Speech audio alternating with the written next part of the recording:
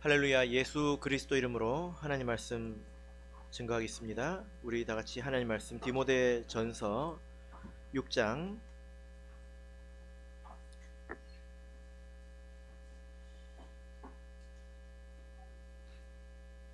17절에서 19절 말씀을 우리 다 같이 찾겠습니다. 디모데 전서 6장 17절에서 19절을 우리 같이 읽겠습니다. 시작. 내가 이 세대의 부한 자들을 명하여 마음을 높이지 말고 정함이 없는 재물에 소망을 두지 말고 오직 우리에게 모든 것을 후히 주사 누리게 하시는 하나님께 두며 선한 일을 행하고 선한 사업에 부하고 나누어 주기를 좋아하며 동정하는 자가 되게 하라. 이것이 장래에 자기를 위하여 도운 터를 쌓아 참된 생명을 취하는 것이니라. 아멘. 네, 오늘 이 시간은 참된 생명의 터라는 제목으로 하나님 말씀을 증거하겠습니다. 세상에 있는 대부분의 사람들은 부자가 되기를 원하지 않습니까? 그래서 한때 세상에서 인사를 부자 되세요 이렇게 인사를 할 때가 있었죠. 기억나십니까? 여러분들도 그렇게 인사를 해보셨습니까? 부자 되세요. 네, 그런데 우리가 성경을 읽으면 읽을수록 이것이 축복인지 축복이 아닌지 헷갈리게 됩니다. 왜냐하면 성경에는 그 부자에 관한 말씀들이 많이 있는데 별로 안 좋은 내용들이 많이 있기 때문입니다. 예수님께서 먼저 이렇게 말씀하셨죠. 마태복음 19장 23절을 보면 부자는 천국에 들어가기가 어려우니라 이렇게 말씀하셨습니다. 부자는 천국에 들어가기 어렵다. 여기서 말하는 이 천국은 이 하나님의 나라, 영적인 공동체를 말하는 거죠. 그죠? 그리고 누가복음 6장 24절을 보면 화 있을진저 너희 부요한 자여. 예수님께서 아주 드러내놓고 저주를 하십니다. 화 있을진저 재앙이다. 누구에게? 너희 부요한 자여. 너희는 너희의 위로를 이미 받았도다. 더 이상 받을 위로가 없다는 것입니다. 이것은 영원한 심판에 관한 말씀이죠. 야고보서 5장 1절을 보면 들으라 부한 자들아 너희에게 임할 고생을 인하여 울고 통곡하라 이렇게 말씀을 하고 있습니다. 보통 세상에 있는 사람들은 부자가 되면 기뻐서 어떻게 할 줄을 모르죠. 그죠? 그런데 성경에서는 도리어 울고 통곡하라 이렇게 말씀을 하고 있습니다. 앞으로 그들에게 임할 고생이 있다라는 것입니다. 그리고 이어서 마지막으로 계시록을 보면 최종적인 저주를 받는 마지막 심판의 대상 가운데에 부자가 등장합니다. 계시록 6장 안에 있습니다. 이런 말씀을 볼 때 우리가 정말 부자 되세요 이렇게 인사를 해야 될까 이런 생각이 듭니다. 그래서 이제 새해가 다가오죠. 그죠? 예, 새해 인사를 여러분들 어떻게 하시겠습니까? 부자 되세요 이것은 안 하시기를 바랍니다. 예. 그러면 여러분들은 부자입니까? 예, 우리 성도님들은 스스로 어떻게 생각하십니까? 스스로 부자라고 생각하십니까? 예. 대부분 아니라고 생각을 하죠. 나는 부자가 아니다 이렇게 생각을 합니다. 그러면 어느 정도 있어야 부자일까요?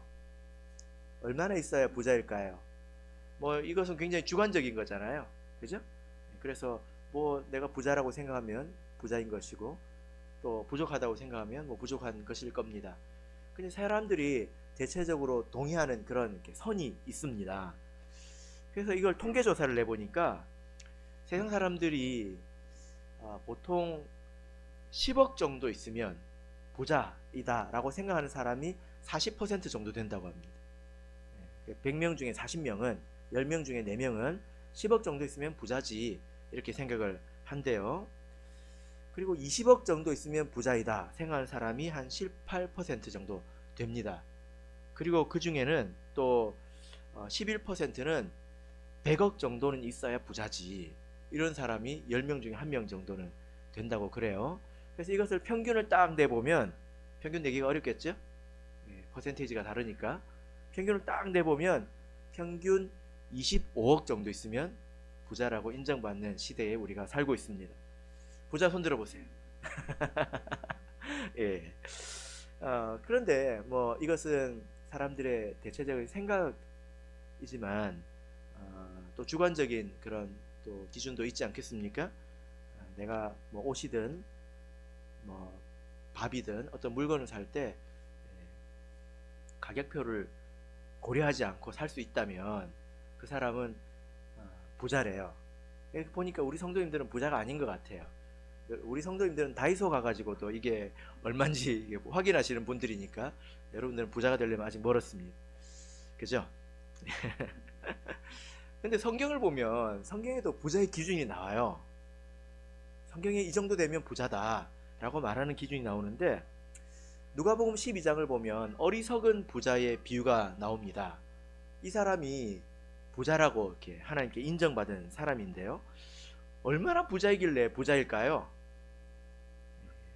누가복음 12장 16절에서 19절 내용을 보시면 부자가 그 밭에 소출이 풍성했다 이렇게 말하고 있습니다. 얼마나 풍성했느냐? 여러 해 쓸 물건을 많이 쌓아두었다 이렇게 말하고 있습니다. 여러 해 쓸 물건이 있다는 것입니다. 그러니까 제가 이런 기준으로 생각을 해보자면, 여러 해 쓸 물건, 그러니까 내가 지금부터 일을 그만두고 내가 가진 것을 그냥 소모하면서 살아갈 때 여러 해를 살 수 있다면 그 사람은 부자라는 거예요. 제가 이렇게 생각해 봤을 때 우리 성도님들 가정은 대부분 부자가 아닐까, 이런 생각이 좀 들었습니다. 집이 좀 비싸면 좀 싼 데로 이사 가면 되고, 어찌저찌 하면 대부분 먹고 사는 데는 그렇게 돈이 많이 안 드니까 몇 년 정도 지낼 수 있지 않을까요? 우리 성도님들이 크게 동의를 안 하시는 걸 보니까 그래도 나는 부자가 아니야 이렇게 생각을 하시는 것 같습니다.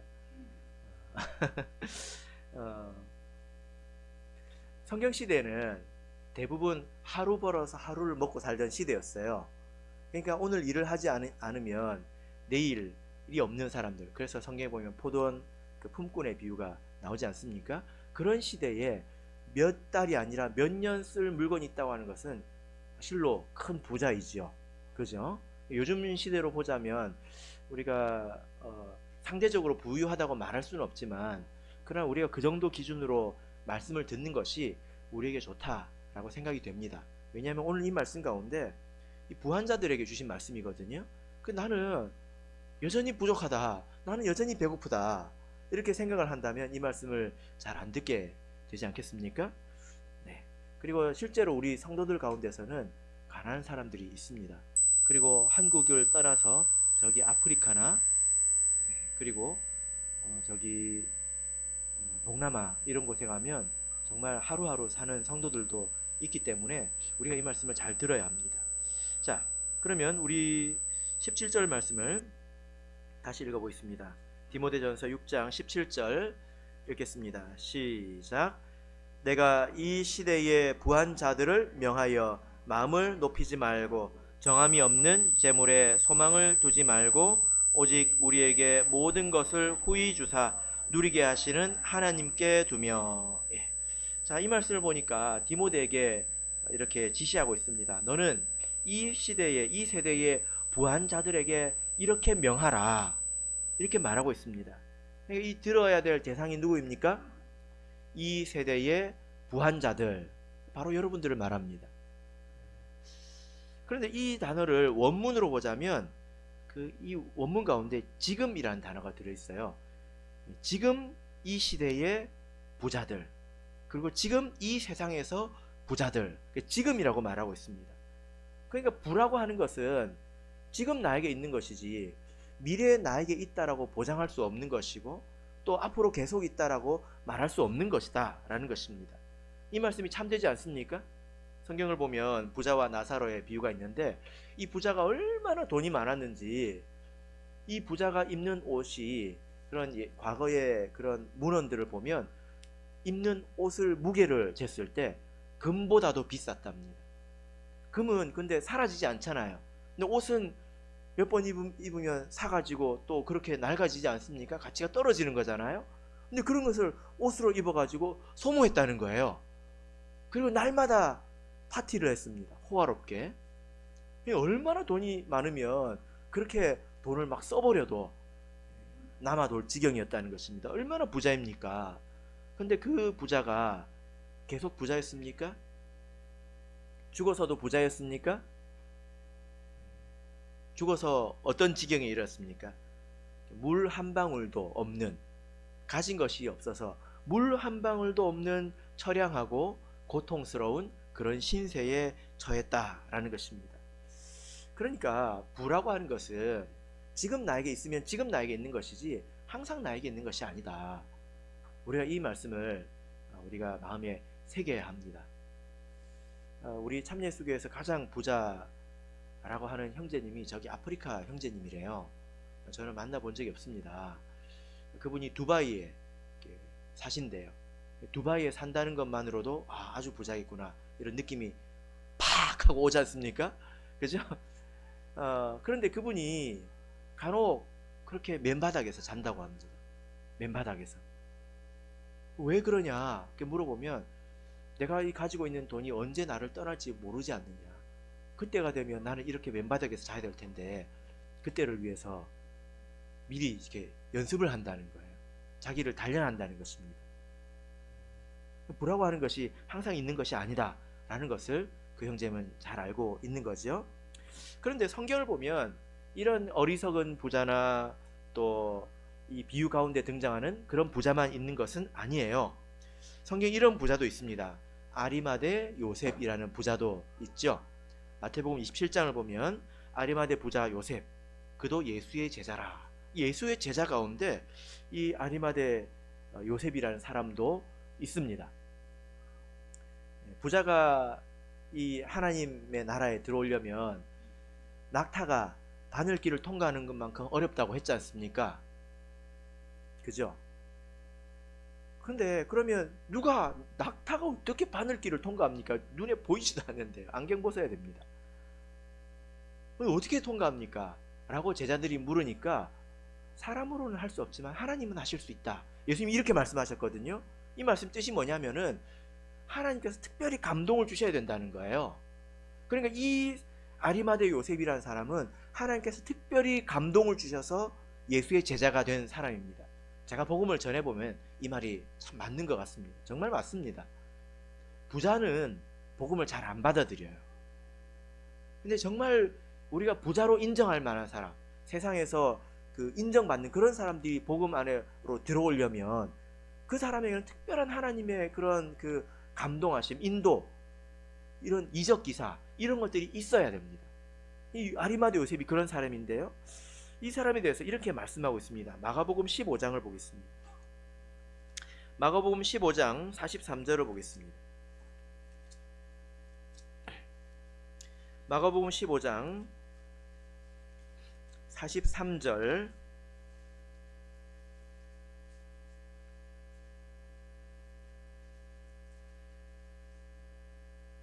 자, 읽겠습니다. 마가복음 15장 43절 읽겠습니다. 시작.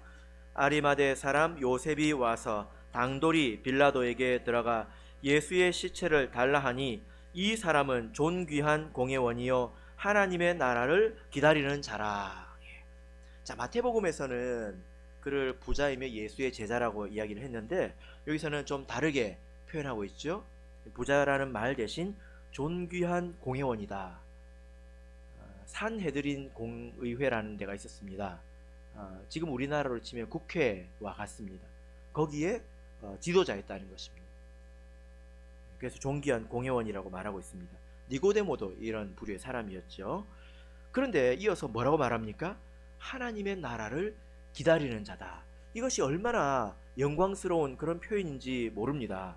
왜냐하면 예수님께서 그 할례를 받으시러 예루살렘에 올라갈 때 그때 아주 늙은 선지자 시므온이라는 선지자가 있었는데 누가복음 2장을 보면 그 선지자를 가리켜서 이스라엘의 위로를 기다리는 자라, 성령이 그 위에 계시더라 이렇게 말하고 있습니다. 하나님의 나라를 기다리고 이스라엘의 위로를 기다리는 자다, 이 말은 같은 말이거든요. 성령이 그 위에 계셨다. 이렇게 말하고 있습니다. 이 아리마대 요셉은 비록 부자이고 굉장히 존귀한 신분을 가지고 있지만 자기의 그 소망이 돈에 있지 않고 하나님께 있고 또 하늘에 있는 그런 사람이었다라는 것입니다. 이런 부자도 있다라는 거죠. 그래서 오늘 성경 가운데 등장하는 부자를 이제 간략히 이제 보았습니다. 그리고 이 부라고 하는 것은 지금 우리에게 있는 것입니다. 영원히 있는 것이 아니죠. 자, 이 부자들에게 명하시는 말씀이 있습니다. 자, 디모데전서 6장 17절을 다시 보겠습니다. 디모데전서 6장 17절. 자, 우리 다시 읽어보겠습니다. 시작. 내가 이 시대의 부한 자들을 명하여 마음을 높이지 말고. 예, 됐습니다. 첫 번째 무엇을 명령하고 있습니까? 마음을 높이지 말라, 이렇게 명령하고 있죠. 마음을 높이지 말라. 그러니까 부유한 사람들은 마음이 높아지기가 쉽다는 것입니다. 반대로 생각을 해보면, 제가 어떤 그 목자님에게 이런 이야기를 들었습니다. 어떤 이야기를 들었냐면, 어떤 평범한 집에서 태어나서 자란 어떤 자매님이 시집을 갔는데 아주 부자에게 시집을 갔습니다. 그런데 그 목자님이 뭐라고 그러냐면 걸음걸이가 달라졌대. 걷는 모습이 달라졌대. 뭐 어떻게 달라졌는지 모르겠습니다. 많은 그 의미는 좀 알 것 같지 않습니까? 그죠? 예. 사람이 재물이 있으면 여유가 생깁니다. 여유가 생기고요. 그 사람이 달라졌다라는 말을 듣기가 쉽습니다.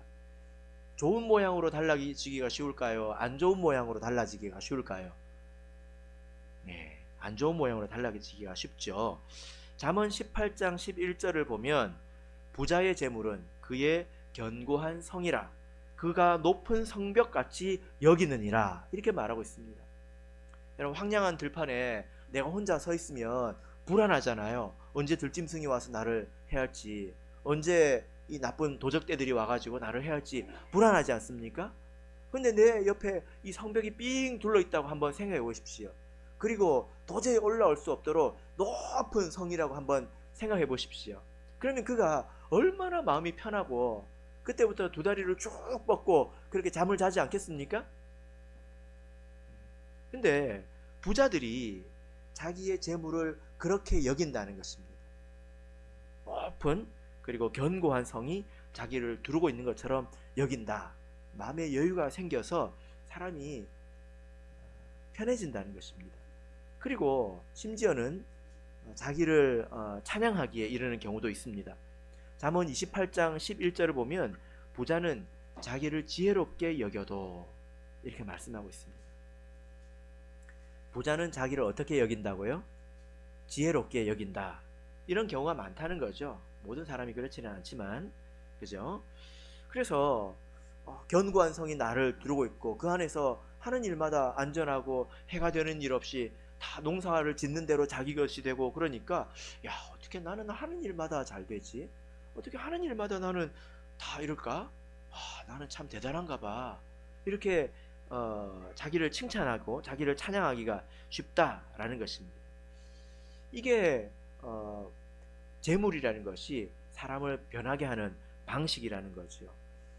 그래서 우리가 성경에 이런 말씀을 통해서 보자면, 사람이 재물에 의해서 영향을 받지 않는다, 나는 변하지 않는다, 이런 말은 정말 믿을 수가 없습니다. 정말 믿기가 힘듭니다. 예수님께서 왜 부자가 천국에 들어가기 어렵다고 했겠습니까? 그만큼 그것이 확실한 보장이 되기 때문에.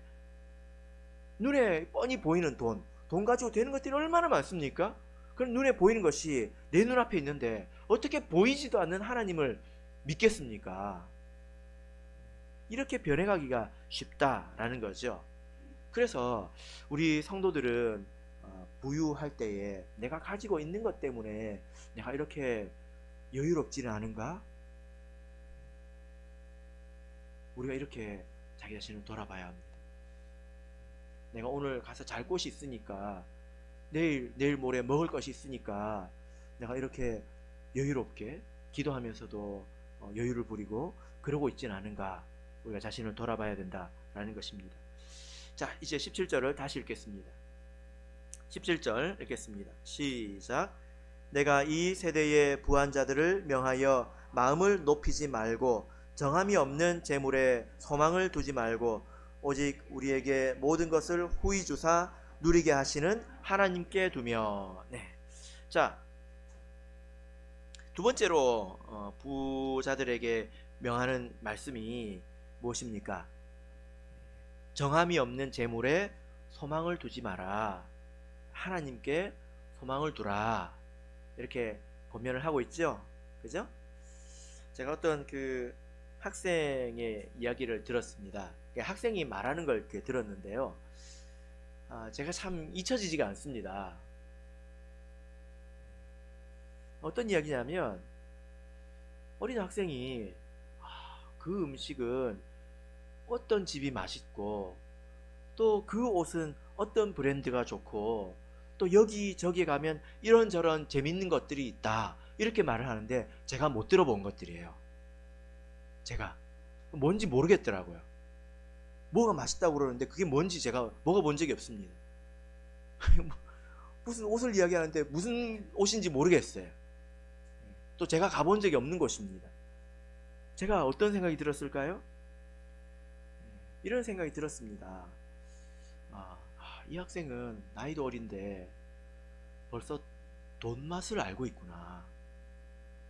이 맛을 알고 있구나. 이런 생각이 들었어요. 그래서 머리가 쭉 제가 섰습니다. 왜냐하면 이 친구는 앞으로 인생을 어떻게 살게 될까 그게 걱정이 막 되는 거예요. 왜냐하면 못 누려본 사람들은 뭘 먹어도 맛있습니다. 그죠? 그리고 뭘 입어도 따뜻하고 어딜 가도 만족스러워요. 다 좋아요. 다 이쁘고 다 만족스럽습니다. 근데 이 친구는 정말 행복하게 살 수 있을까? 뭘 먹어도 맛있을까? 아니면 더 맛있는 것을 먹기 위해서 살지 않을까? 더 좋은 것을 입기 위해서 또 어떤 어디 여기저기에 가지 못하면 스스로 불행하게 여기지 않을까? 그러면 그렇게 하려면 뭐가 필요합니까? 이게 필요하잖아요. 돈이 필요하잖아요. 그러면 내가 더 행복하게 살기 위해서 돈에 소망을 두고 살게 되지는 않을까? 사람이 그러기가 정말 쉽습니다. 맛을 알면 사람 입맛이 잘 후퇴하지 않아요. 누리는 것도 마찬가지입니다. 그게 기본이 됩니다. 그래서 아이들을 키울 때 그런 것들을 많이 경험시켜 주는 것이 저는 그게 좋지 않다. 다 그것들이 자극이거든요. 아이들을 라면만 먹어도 행복하도록 키우는 게 잘 키우는 것 아닙니까? 그죠? 라면만 먹어도 행복한 우리 형제 자매님들 여기 많이 계십니다. 라면 하니까 갑자기 입에서 침이 확 돌죠. 예, 라면은 항상 맛있습니다. 그런데 우리가 재물은 정함이 없다는 것을 배워야 합니다. 돈이 좋은 거 알죠? 돈 쓰면 더 맛있는 거 먹을 수 있고 더 좋은 옷도 많고 더 즐거운 것도 많다 이거 알지요? 근데 우리가 돈은 정함이 없다는 것을 또 알아야 합니다. 이 정함이 없다라는 말은 불명확하다 이런 뜻이거든요. 불명확하다. 돈이라고 하는 것은 불명확합니다. 뭐가 불명합니까? 내가 정말 어려울 때, 내가 정말 외로울 때 그것이 나에게 진짜 도움이 될지 아니 될지가 불명확하다는 거예요. 어떤 것은 돈으로 해결이 됩니다. 그죠? 우리가 인생을 살면서 이제 직면하는 어떤 문제들은 돈으로 해결이 됩니다. 모든 문제가 돈으로 다 해결이 되는 게 아니에요. 그래서 어떤 문제들은 돈으로 해결이 안 되기 때문에 돈이 정함이 없다는 것입니다. 내가 인생을 살아가면서 만날 문제들이 정말 돈 가지고 될 문제인지 안 될 문제인지 압니까? 모르잖아요. 그런데 돈이면 다 된다고 생각하고 돈만 죽기 살기로 모으고 살아갔다가 돈이 아무 쓸모에도 없는 그런 문제를 만난다면 그때 얼마나 후회를 하겠습니까? 지금 청주에서 저희 어머니가 열심히 이제 기도를 하고 계시는데요. 이제 사령이 역사하고 있는 그런 상황입니다. 근데 처음에는 수개월 동안 이게 그 질병이라고 생각을 했어요. 그런데 아무 병원에 가도 병명이 안 나옵니다. 그러니까 이 어머니가 재산이 별로 없으시지만 뭐라고 이야기를 하시냐면, 내 돈을 좀 헐어가지고 이 병을 고칠 수 있다면 얼마나 좋겠느냐. 근데 그것도 모자라가지고 내가 죽기 전에 내가 이 돈을 써서라도, 절반이라도 써서라도 병명이라도 알고 죽었으면 좋겠다, 이렇게 말씀을 하시더라고요. 저희 어머니는 가난하게 살아서 힘들게 돈 버는 것밖에 모르시는, 그렇게 살아오신 분이었거든요. 근데 돈 가지고 안 되는 문제를 만난 거예요. 병을 고치기는커녕 병명도 알 수가 없다는 것입니다. 우리가 살아가면서 이런 문제를 만날 때, 그때는 우리가 어디에 손을 내밀겠습니까? 돈만 보고 살아왔다면 그때는 어디에 내가 찾아가겠습니까? 우리 주변에 그런 사람들이 많이 있잖아요. 어떤 형제는 돈에 그렇게 소망을 두고 돈만을 위해서 막 쫓아가던 그 형제가, 사랑하는 가족이 병에 걸리니까 밤에 잠을 못 자. 밤에 잠을 못 자는 것입니다. 그 문제 때문에 너무 속이 상하고 마음이 아파가지고. 그래서 이 돈이라고 하는 것은 이렇게 불명확합니다. 근데 우리가 잘 알아야 되는 것은, 돈이 해답이 되지 않을 뿐더러 그렇게 쌓여있는 돈이 도리어 우리에게 재앙으로 돌아올 수도 있다라는 것입니다. 야고보서 5장 3절을 보겠습니다.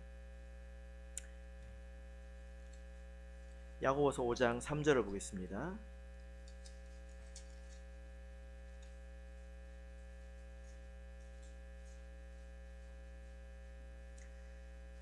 야고보서 5장 3절 읽겠습니다. 시작.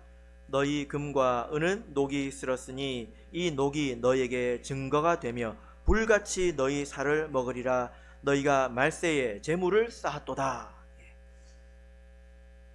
여기서 지금 1절을 보십시오. 들으라 부한자들아, 너희에게 이 말 고생을 인하여 울고 통곡하라.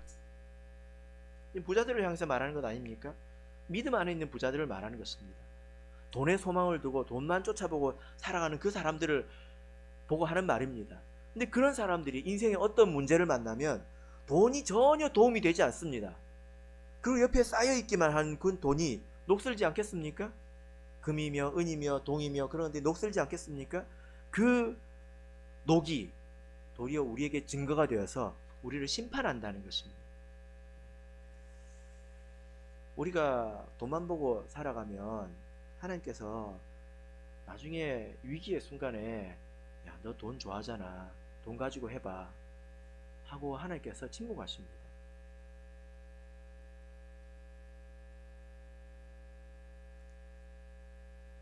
우리가 살면서 하나님께서 이런 문제를 만나게 하시거든요. 돈을 사랑하는 사람은 돈 가지고 해결되지 않는 문제를 만나서 겸손하게 하십니다. 그런데 우리의 소망은 어디에 있어야 합니까?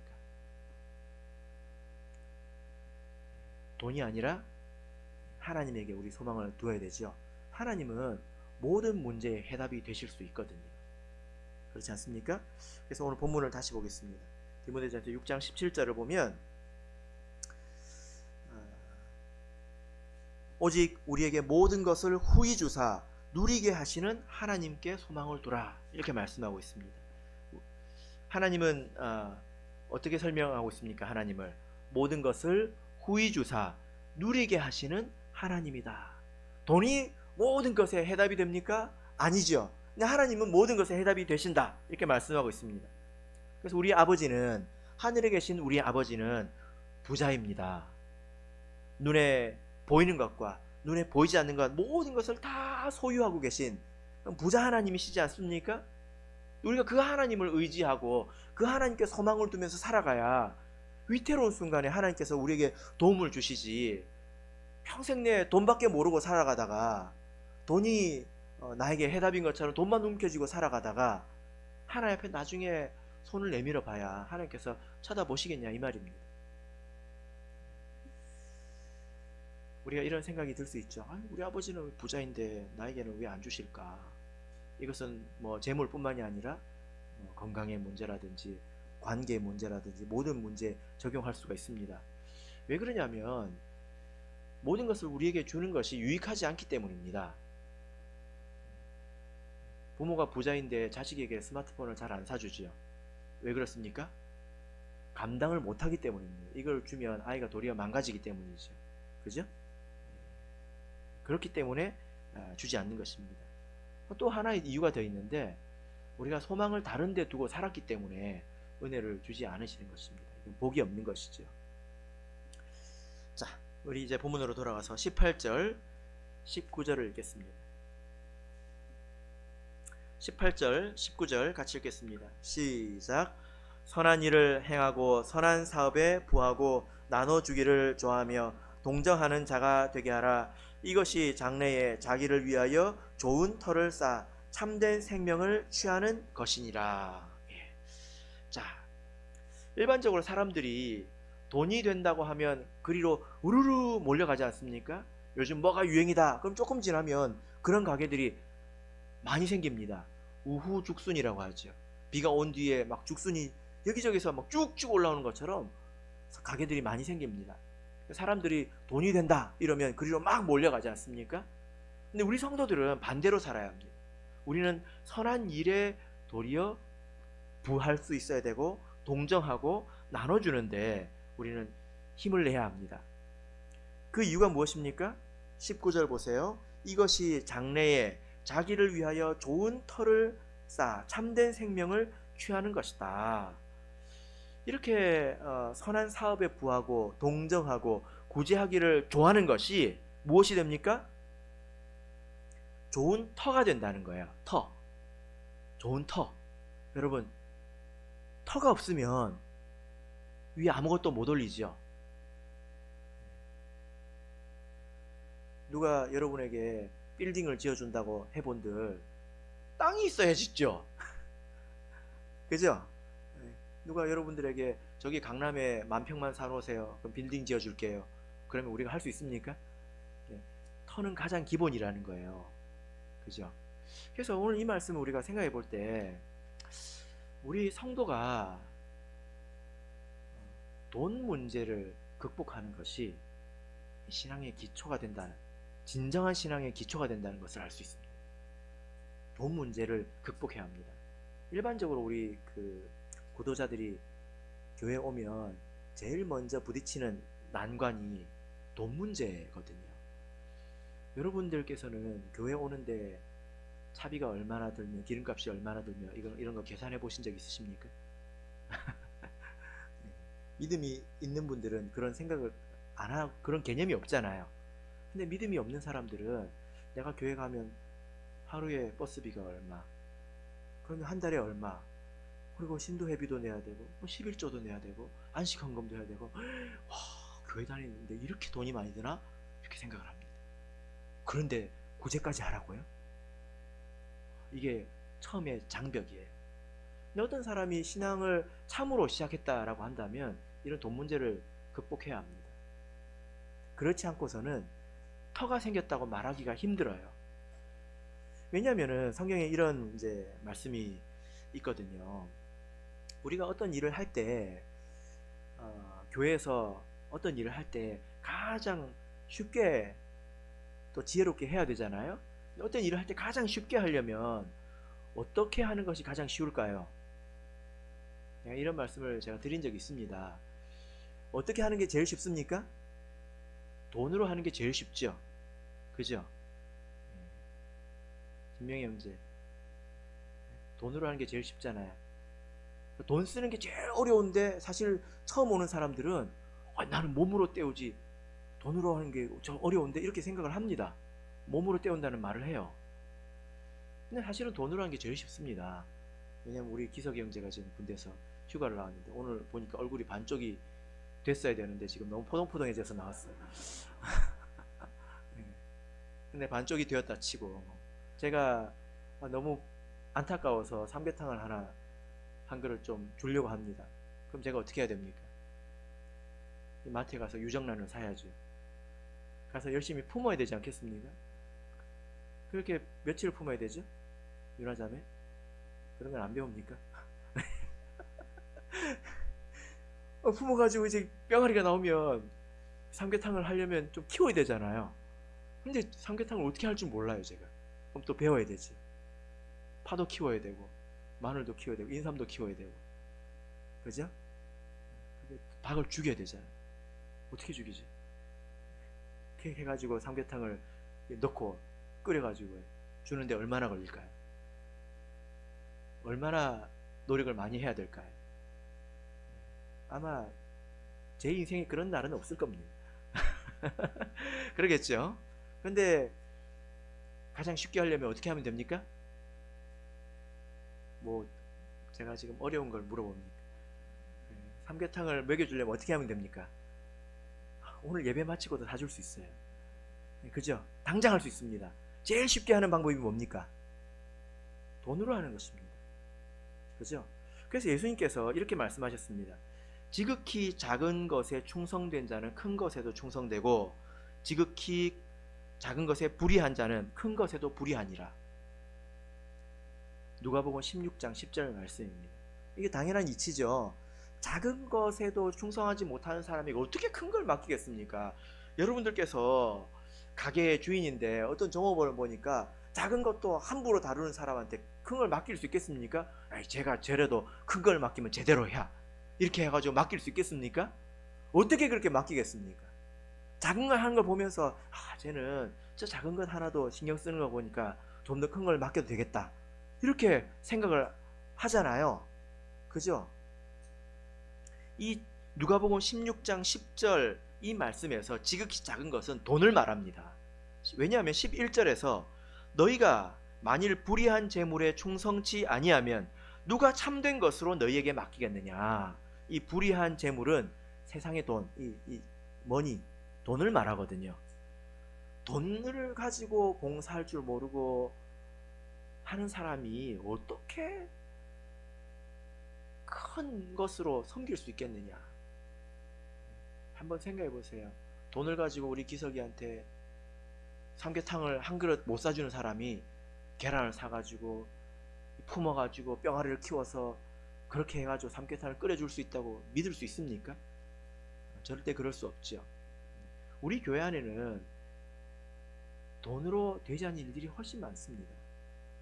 예를 들어 누가 정말 사령에 눌려있다, 혹은 병마에 시달린다. 그럼 이것은 영적인 일이지 않습니까? 또 기도로 되는 일이지 않습니까? 복음을 전한다. 이런 일은 다 영적인 일입니다. 이런 일들을 돈으로 할 수 있다면 얼마나 좋겠습니까? 근데 돈으로 안 되는 일이거든요. 돈을 쓸 줄 모르는 사람은 사실은 이런 영적인 일에도 깊이 참여를 못한다는 거예요. 할 줄도 모르는 것입니다. 그래서 우리가 이 선한 일을 행하고 연약한 사람을 위해서 동정하고 또 구제하는 일에 참여하는 것이 사실 신앙의 그 사람의 진정한 바탕이다, 진정성 있는 바탕이다 라고 해도 과언이 아니다 라는 거죠. 그래서 우리가 처음 교회에 온 성도 이제 구도자들, 성도들에게 바른 것을 가르쳐야 합니다. 11조는 11조대로 바르게 가르쳐야 되고요. 본인이 믿음으로 하든 못하든 바르게 가르쳐야 합니다. 그래서 그런 것들을 간증을 통해서 또 자기 본인의 경험을 통해서 믿음으로 이겨내도록, 그리고 또 그 돈 문제에 있어서 하나님 앞에서 자유롭도록 이렇게 인도를 해야지, 시험에 들까봐 그냥 부들부들 떨면서 그냥 좀 이따 해, 이렇게 물 타듯이 해서는 안 된다는 거예요.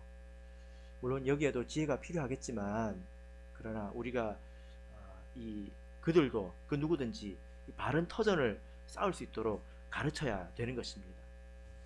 참으로 감사드리는 것은 우리 천안교회 성도님들은 거의 대부분 11조 생활을 하고 계시고, 그리고 다른 사람들을 돕는 일에 있어서 아낌이 없으신 것을 잘 알고 있습니다. 지난 신도대 보고를 보니까 돈을 많이 안 쓰셨더라고요. 그래서 다 자비량으로 했다, 뭐 이런 이제 보고를 많이 들을 때 우리 재무님께서 굉장히 기뻐하셨는데, 우리 재무님만 기뻐하실까요?